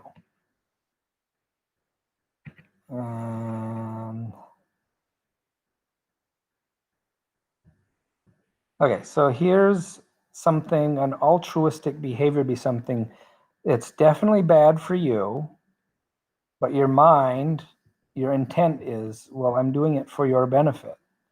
I know it's not good for me, but I'm doing it for your benefit. So this is the model of, what would you call it? It's not cognitive dissonance, it's physical, purposeful dissonance between physical actions and intent. Right here, it's illustrated. I mean this to be good for you, knowing that it's bad for me. I'm going to give you my last dollar because I know you need it more, and I think I'll be okay at the end. You see what I mean by that? Do you have a term for that? I think altruism is the correct term. I don't think anybody is really altruistic, though. Okay. Well, okay. So that's its own argument. I don't want to get into that because it's Yeah, you're right. The way I see it is you do altruistic things. We use the word altruistic, meaning I'm doing this because in the end it will benefit me, whether because the general population will reward me later, or it's more important to me that, I mean, you take the worst case scenario be someone going to battle and dying. They're sacrificing their life for the benefit of others. So if that's not altruist, that's the word we use is altruism. Um, what is it in their mind? You assume they're willing to risk their life because they believe their family is more valuable, or their society, their civilization. They're willing to lose everything that's in this world for, eternal praise, or whatever else. How Right. So it's well, still self-serving because the person right, yes. sacrificing themselves for their family is sacrificing on behalf of their own lineage. And it's the same with the civilization. So Yeah. I mean, my model excludes altruism. Basically, what we have is a continuum between totally self-serving and people who are more, um, I guess, duty oriented or community oriented, but which Yep. you could argue is a type of altruism, but a true altruism, one which takes in only into account other people and not yourself. I don't really think that exists. Okay. So that's a good example of your definition of altruism. It's an argument on the details, but in physical reality, it's if you didn't know what was going through their head, the physical actions are the same. This person lost their life. They said it was because they were trying to save their country. So is that true or not? You don't know, because you don't know what went on through their head. Maybe they were only doing it because they were afraid they were going to get shot from behind. That you can't know. But the word itself, altruistic, means to sacrifice your physical, or your sacrifice something personally for the benefit of others. So that's what the word means, and you can argue with all the intent there all day. But so predatory would be, I know this is bad for you, and I know it's good for me. That's why I'm doing it. So this is a negative word, meaning you're taking from someone to benefit only yourself, knowing that what you're doing will hurt them and it will benefit you.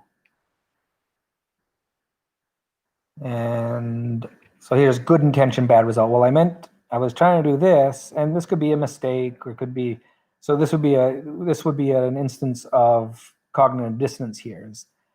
Oh, I thought you wanted me to do this and this, and it turns out that, oh, here's a kid trying to help you stack a house of cards. You get to your last card. Here, come over, kid. You put on the last card. And the kid goes, yeah, I want to help. So the kid has all the meaning in the world to help you build your house of cards. And he puts it on wrong and jostles it, and the whole thing goes down. So there's your bad physical result. Well, if you wanted a house of cards, that's over. But the kid meant to help. So that's the dissonance.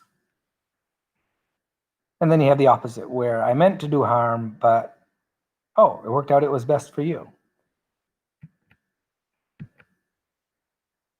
So insignificant would be an action that doesn't hurt you, doesn't help you, doesn't hurt someone else. It's just a tree falling in the woods there. Well, that wouldn't include intent.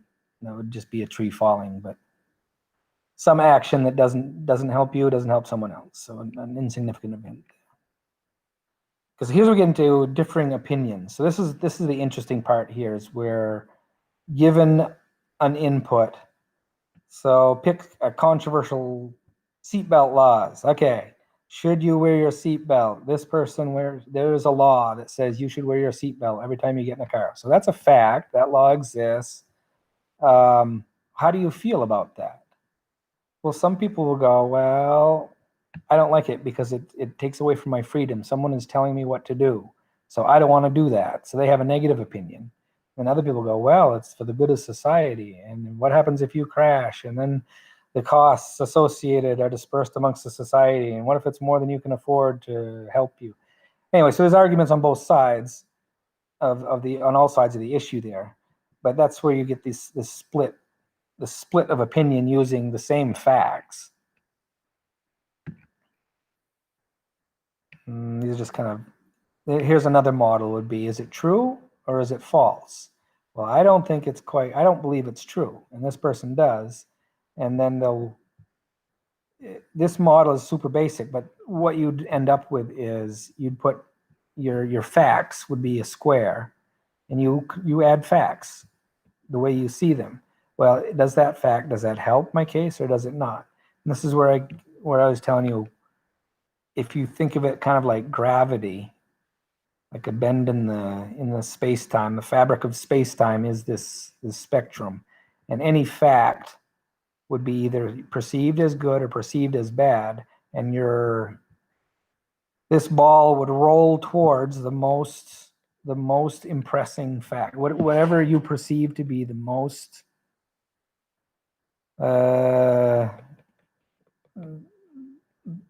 influential fact or influence is the one that you would go towards or away. That's where you get into, think of it as magnetics. And I think that's a better way to think about it, depending on the situation. This is what I'm saying. I'm just getting into this. This is a brand new tool here, so I'm trying to figure out how to use it best. But if you want to say something to change someone's mind, you have to provide something to move it towards yours. So if you believe it's a bad thing, you want everyone else to believe that too. If you want them to take action to fix it, you need to make sure that they think the same thing you do. So how do you do that? Well, you introduce fact. The answer is that you can get people to change their mind when that's the maximum entropy path.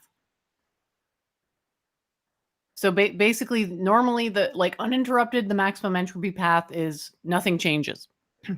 Right. So you basically have to engineer an interruption, which forces the person into a dichotomy of choices, ideally, both of which you control Yes. the interpretations of.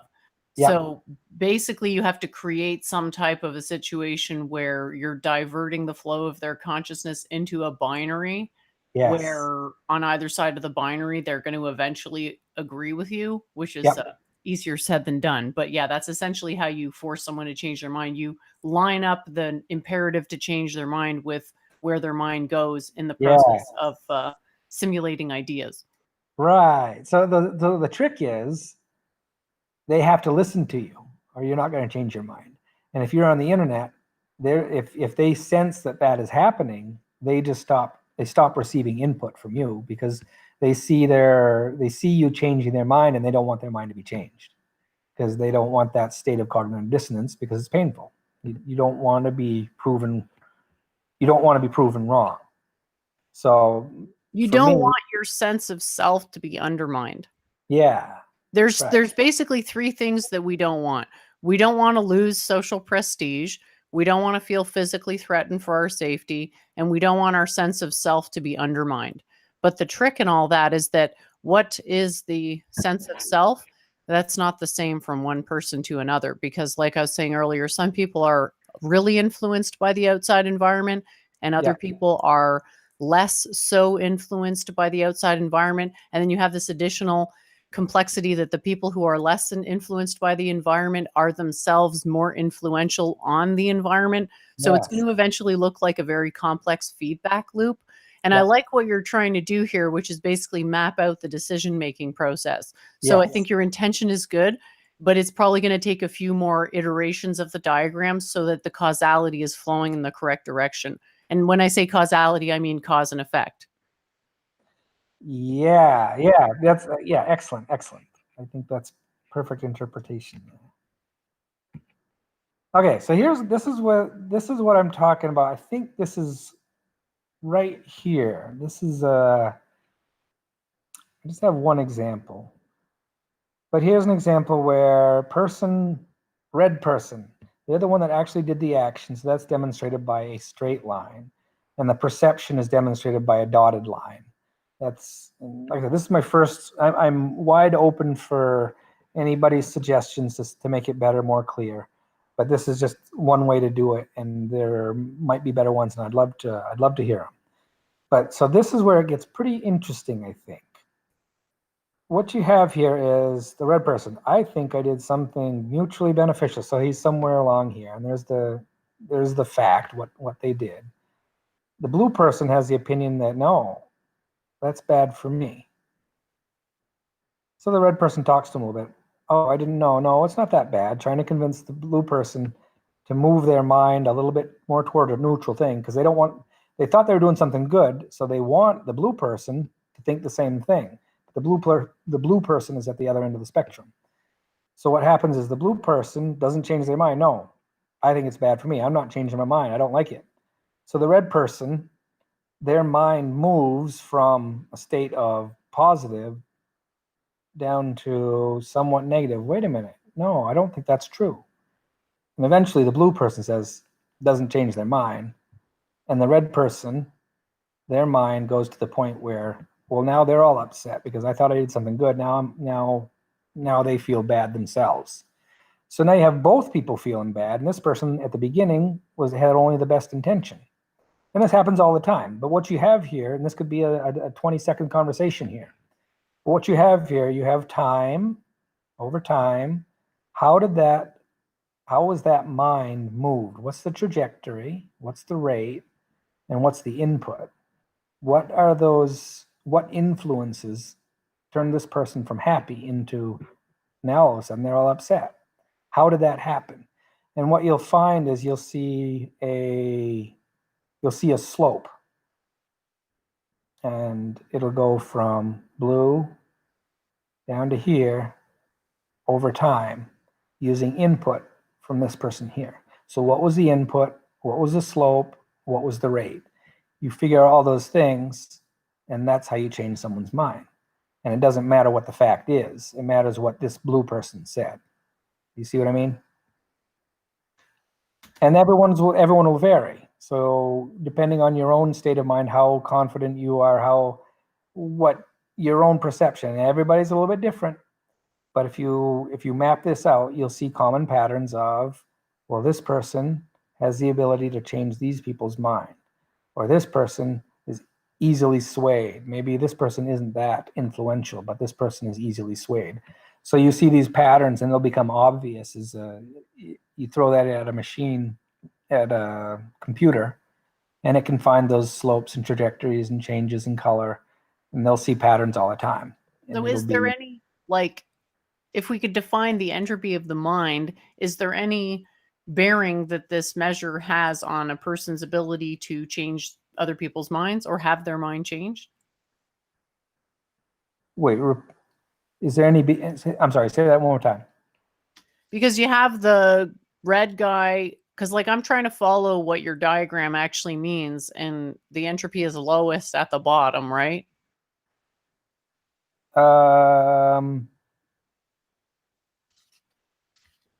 Well, when you say, okay, now the term entropy, when you say the lowest at the bottom, Yeah.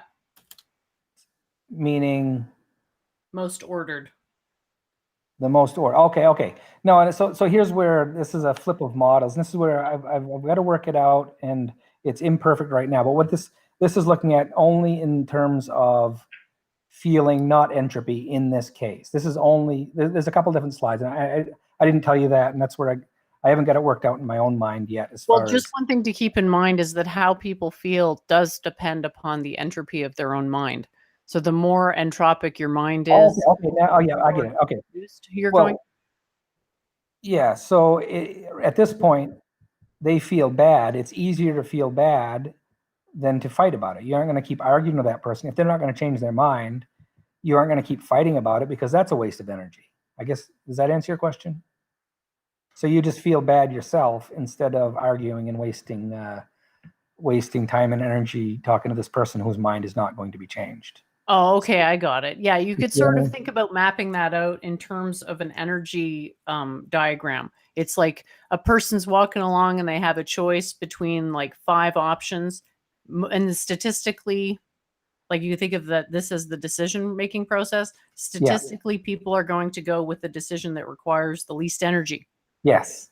But So some people won't. They will go for a more complex solution because of another reason. And what we can infer from that is that the entropy of those people's minds would be lower because it's more ordered, and therefore they're not just taking what you call like the least energy path. They're taking a higher energy path for some future payoff. yes, beautiful. Yes, so they're investing their time and energy. So right here in the middle slide there, he's expending energy trying to change this person's mind because he at least doesn't want that person to feel bad. So they're talking it out, assuming these people, he did it with the intent to help this person. So he wants this person to feel good about it too. Well, it's not happening.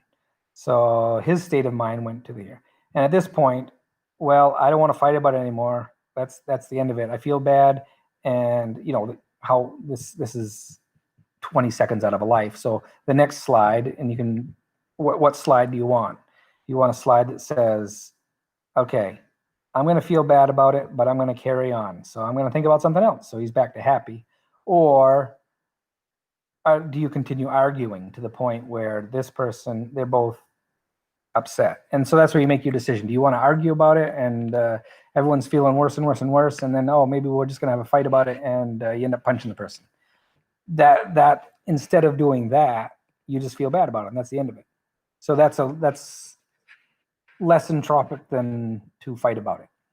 Less resources are spent by feeling bad than by actually coming to blows. How about that? Does that satisfy your? That's a good way to put it into words, but you have to understand that what you're doing is a statistical analysis. And so you're going to have a situation where like 90% of people's behavior could be predicted by that. And then there's going to be what I call a residual. So the approach that we make is we always give the most, we solve for the lowest energy state, which is whatever happens to be in that, like whatever number of possible options your mind can discern, your mind's going to go with the lowest effort. Yes. So, and that includes if someone's not doing that. It's lower effort to just feel bad about it and not, and this happens. It depends on the person to some extent, right? Yeah. Not like some people are combative because they're actually getting something out of fighting with people, whereas other people aren't. Like, you can't make an assumption that everyone prefers a non-combative vibe. Right. But this, what I'm getting at is here, for example, the way this would be useful is everyone is different. And the machine, the computer machine learning there would understand, okay, your mind is changed by these parameters here. So if you're influenced by these parameters, there's a good chance that this will change your mind more easily than the next person. So everyone's got their own personal trajectory of thought and their own ability to be influenced and ability to influence. So this is right at a personal level. So you're right, this isn't everyone. This is just these two specific people. And this person is not swayed, and this person is. So how did that happen? That's what I'm looking for. But you're right, there's some people, this person would insist, and they would change this person's mind, and they'd say, give them evidence. Well, I did this and this and this. So you know what? I know you don't like it right now, but look, because of this, in the future, you're going to make $1 million. So the blue person would all of a sudden, that would migrate. You see what I mean? Oh, you don't want to go to school today. Well, you're going to school, and I'm going to take you there, and you're going to be crying the whole time. But you know why? Is because later on, you're going to be smart, and you're going to do this and that. So you're not likely to change a kid's mind if he doesn't want to. But if someone's able to see the benefit, if this person is able to explain to the blue person, look, there are future benefits. I know you don't like this right now, but in the future, you're going to benefit. Then you'll change their mind. So the blue one would move, and they go, oh, yeah, you know what? You're right. Because you're able to influence the blue person to the point where they see the future benefit. And at that point, that's the least entropic state would be, hey, that sounds great. I'm happy. And there's no more fighting because their mind, the blue person's mind, has been changed to a positive state. That would be a different model. And I only made one slide, and the same thing could be mapped. You say, well, what was the trajectory of the blue and what was the input? Well, you told him about his future, and you told how this is, yeah, it's no fun doing push-ups, but later on you're gonna be stronger and you're gonna be able to go to the beach and look good, whatever it is. You see what I mean? It's a bit confusing for me right now, I'll be honest, but I am trying to follow, and yeah, I'll just keep on listening, Yeah. and Okay.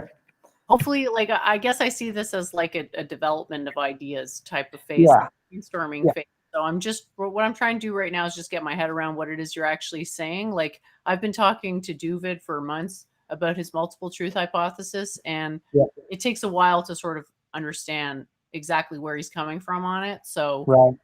I just take that approach with everybody. Once I see what your thought process is, I'll be able to hop in a lot more with my own opinions, because I'm all about communication. Like, I want to encourage you to pursue this because I think it's an important. There are a lot of important themes here, right? Like Yeah. this idea of mapping out changes in mental states is a very powerful one, because, like, I think a lot of people are interested in what exactly drives people to change their minds, and I think because it happens so quickly, like how quickly does one change one's mind? There's a preparation phase, but I would argue that it's pretty much an instantaneous transition, right? I think so. Well, you built that way, right? If all of a sudden something jumps out of the forest, you got to run. So you're built to change your mind instantly. So everything goes from instant to 30 years it took me to change my mind. So yeah, it's a continuum, but your brain is equipped to change its mind at a moment's notice, right? Yeah, that's why I say the mind is a quantum computer, because quantum computers are able to make instantaneous phase transitions. Right. They're Yeah. not literally instantaneous, like it's a light field, so the light has to move from one physical region to another. So they're basically speed of light transitions. And since the speed of light, for all intents and purposes, the speed of light is instantaneous because it's such a high velocity, right? It's an unrelatably high velocity. So that's why I just say they're instantaneous phase transitions, because, like, think of water freezing. How quickly does water freeze? Well, if you super cool it, it can freeze in like under a second. Yeah. Right. So this is why I always keep harping on this quantum thing, not to confuse people, but to get them thinking in terms of like stepwise transitions. When you change your mind, you're not going through a process of having intermediary opinions. You either have opinion A or opinion B. Opinion A.5 is undefined. Yeah. Yeah. And I think everybody in the chat can agree with that, because we've all changed our minds before. And yes, there were definitely causes that led us to ultimately change our minds. However, the process of changing of the mind, that was nearly instantaneous, right? Yeah. Yep. That's right. Yeah. So basically, I think the valuable part of this is to give a uniform format using the spectrum and the black and the gradient, as long as everybody agrees. And that's where this is the only, and it's not a leap of faith, it's a leap of, well, I accept that lower energy states are less efficient than higher energy states, and that's a fact. That's not strictly true. Oh, okay. Yeah, actually, I bet there are exceptions. If we want to start making statements like that, we have to actually invoke biology, because we have to go into the brain and decide how much of an energetic tax all these processes have on the brain. So if you want to start doing like an energy competition model, you do need to invoke a biological argument, because but it's not impossible. We don't need to like start dissecting corpses or anything, but what we need to understand is the link between frequency and energy. And that's something that is probably unappealing to a lot of people, but basically the higher the frequency, the higher the energy. In quantum mechanics, the energy of an oscillator is determined entirely by its frequency. Okay. Well, here's the reason I say that. Well, see, this is where I tread water here that I'm not quite sure I'm on. But when I say, if you want to extract energy from something, the higher the energy, the higher the temperature, the more efficient it is. Is that true in all cases? No. It isn't. Okay, good. What are the exceptions to that? What's the one that comes to mind? Let me tell you what I'm thinking. Let me tell you an exception. What I'm thinking of is, if you want to get BTUs out of wood, the higher temperature you burn it, the more efficiently you'll extract energy from it. Okay. Shorter time, but you get more heat out of it. Now, what's an exception? Tell me, because I'm just curious. What's an exception to that? Well, we're engineered to work within a very specific range. We're not. Oh, right. Okay. We're Yeah, not I seeking. see. Yeah. The thing is, we're not seeking to perform that same function. The function that we're like, the function of that, of course, it's more efficient if it's burning at a higher temperature. But we're not burning things. We're finding our efficiencies elsewhere. Yeah. Well, Right. let me tell you where they are, and then you tell me if it disagrees anything in your mind. Is peak efficiency. Now, this one isn't right because, well, there's two models. Let me show you. Okay, so here, that's not it. That's not it. A second. Okay, peak efficiency would be every single person was happy doing what they want. That would be, let's say, that would be utopia. Is if every single person was happy. So not going to happen. But that would be the idea, at least something to shoot for, right? Everybody happy all the time. So you would consider that to be a very efficient civilization. If everyone was happy, they would work together, whatever. And that would be the most efficient state. So the way it's on the model is, well, that's at the purple end. And not only that, it's at now it goes to white only because you had to pick one. But I think, well, it gets a little bit, what's the most efficient way to transmit the light is the higher energy state, right? For a given amount of energy, purple Frequency is higher. Okay, That's what you can say. Now here's one. Does the one photon of purple light have more energy than one photon of red? Yes. It does. Okay. Then that's the model there. Is that's the only thing you have to accept as, okay, we agree that red is bad and purple is good. That's the only thing that you won't necessarily be able to convince someone unless they understand that one photon of purple has more energy than one red photon. And someone wouldn't know that intuitively unless they knew more about physics. But it is intuitive that red is bad, green is good, and it happens to be intuitive also, and also true. Do you see what I mean? So I'm saying, just as far as the interface, this line up here, red to purple, it's not only intuitive, but it also aligns with physics itself. To transmit X amount of energy, it's more efficient to use purple light than red light. So you're seeking to, that's in itself is negentropic, because you're transmitting more information with purple versus red, more energy. Oh, you've skipped over a very important step there, is between energy and order, because they're not identical. Okay, but if you think of something like the human eye system, it's not very, like, it has its own type of efficiency, but it's a relative efficiency. Okay. Like, it gives us as much information as we can digest, but if our ocular system was made more efficient, that might actually be bad for us, because it might overwhelm us with the amount of information we were taking in. Like, I would say right now, in terms of stimulus, like, that the vast majority of it comes from your eyes. Would you agree with that? Like, okay, more than 50% of stimulus comes from the eyes. Do you agree with that? Yeah. So it appears that nature kind of finds that perfect balance between the senses for survival, and so it's not made to, like, there is an efficiency process which is being optimized, but it's not the individual processes, because those are optimized relative to the organism.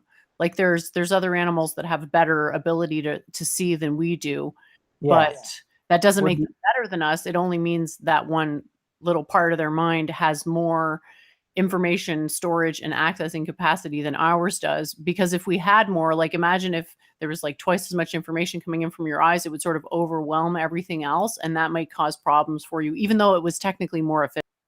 Aren't you always overwhelmed anyway? So you just don't even tune in. So I don't think everybody. I mean, I think sensitive people get more let me overwhelmed. put it this way. You can't pay attention here. Well, you pay attention to that, and you turn on the air conditioning, or you go jump in the lake. But yeah, so the problem that we're trying to solve is more of an equilibrium problem. Efficiency is being answered on the level of capacity to digest calories from the environment. Yep, good. Okay, so we're right on the same path here. But yeah, we've been at this for about 2 hours and 15 minutes, and I didn't think this was going to go past an hour, so maybe we should wrap it up for now. But definitely to be continued, because this is absolutely fascinating, and I really do look forward to the next time we get a chance to talk. And why don't we just pick it up right where we left off next time? Sure. Let's do it. I really appreciate the time, Jennifer. You are awesome. Oh, you're awesome too, man. Nice to talk to you again. Did you have any parting words for the audience? No, just that I appreciate any time and energy looking at it. It's I feel like Frodo, you know, I've came upon this. I don't want to. I came off very strong when I was developing it, trying to find people that were smarter than me, and I've run into people that are just so brilliant, and I am truly, but it's with intent. I'm looking for people who are strong enough. Happy-go-lucky.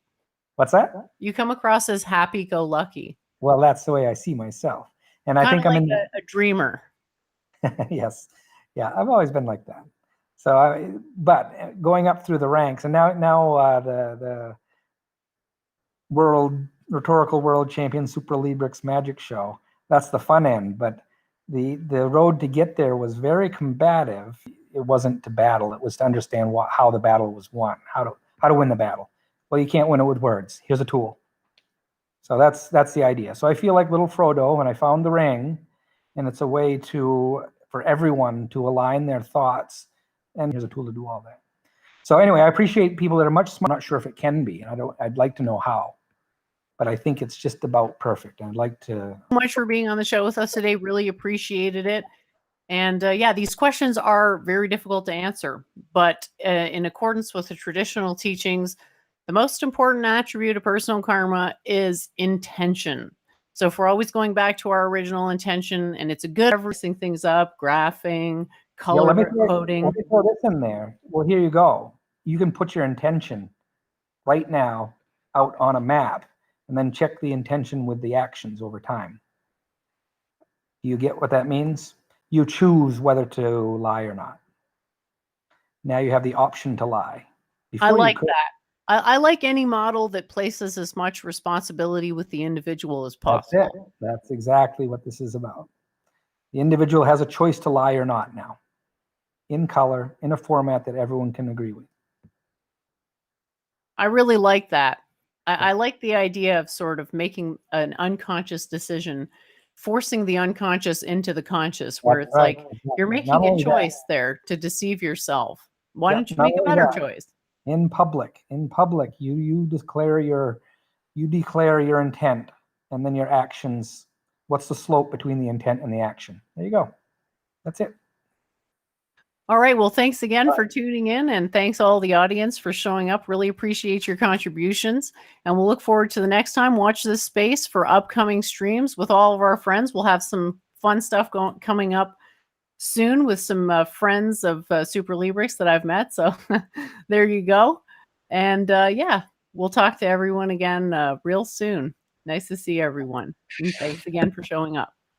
Yeah, but that's just so to say, a worthless opinion of. It's so important that she can't be told, she won't be told that it's wrong. And bringing it back to Church of Entropy and her attack dog Gandalf the White. Why don't you learn to shut up and fuck goddamn logic? They control the media, and the media is capable of making the sheeple believe in anything. Yeah, I don't mind. I mean, you know, we've had these streams, and you know, I've been doing with Church of Entropy, and you know, she's been bringing on new people, and like very strongly negative opinions of the kind of Brundle clique. Is she trying to garner She's trying to herself create cult community prestige by and recruit- associating trying to create community. herself with a retard?